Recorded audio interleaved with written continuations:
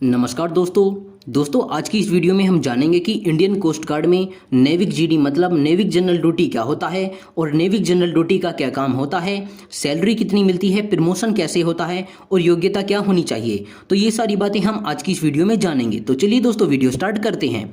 तो दोस्तों Indian coast guard नेविक जीडी के बारे में जानने से पहले आपको ये पता होना चाहिए कि इंडियन कोस्ट गार्ड का क्या मतलब होता है। तो दोस्तों मैं आपको बता दूं कि इंडियन कोस्ट गार्ड का मतलब होता है भारतीय तटरक्षक। इंडियन कोस्ट गार्ड एक पैरामिलिट्री फोर्स है जो इंडियन नेवी के तहत आती है और रक्षा मंत्रालय के अंतर्गत काम करती है। दोस्तों ये भारतीय सैन्य बल की एक ऐसी सेना है जो भारत के समुद्री क्षेत्रों की सुरक्षा करती है।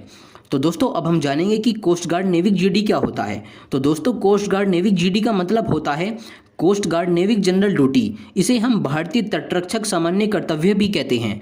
दोस्तों कोस्ट गार्ड नेविक जीडी की पोस्ट पर आपको सामान्य कर्तव्य करने होते हैं। दोस्तों अब हम जानेंगे कि कोस्ट गार्ड नेविक जीडी की पोस्ट पर आपको क्या क्या काम करना होता है।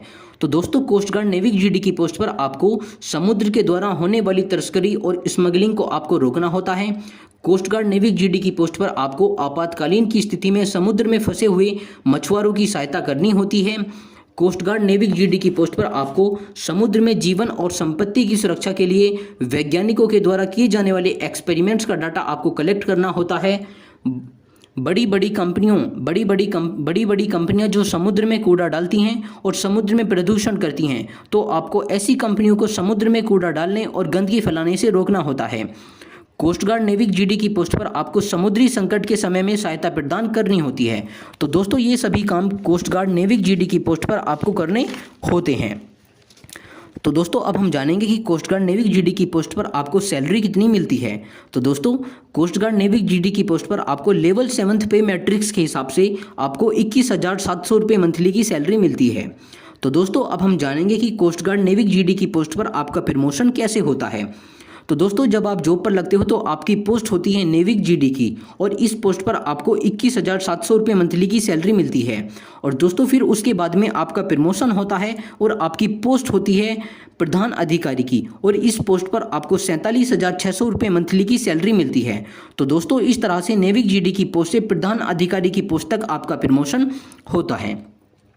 तो दोस्तों अब हम जानेंगे कि कोस्ट गार्ड नेविक जीडी की पोस्ट पर अप्लाई करने के लिए आपके पास में क्या योग्यता होनी चाहिए।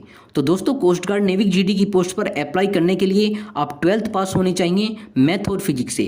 दोस्तों अगर आपने 12th पास आउट की हुई है मैथ और फिजिक्स से तो आप कोस्ट गार्ड नेविक जीडी की पोस्ट के लिए अप्लाई कर सकते हो। और इस पोस्ट पर अप्लाई करने के लिए आपकी उम्र 18 से 22 साल के बीच में होनी चाहिए।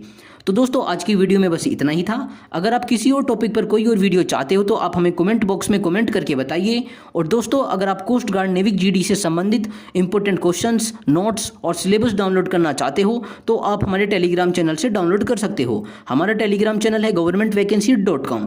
और दोस्तों अगर आपको यह वीडियो अच्छी लगी हो तो वीडियो को लाइक कीजिए और हमारे चैनल को सब्सक्राइब कीजिए।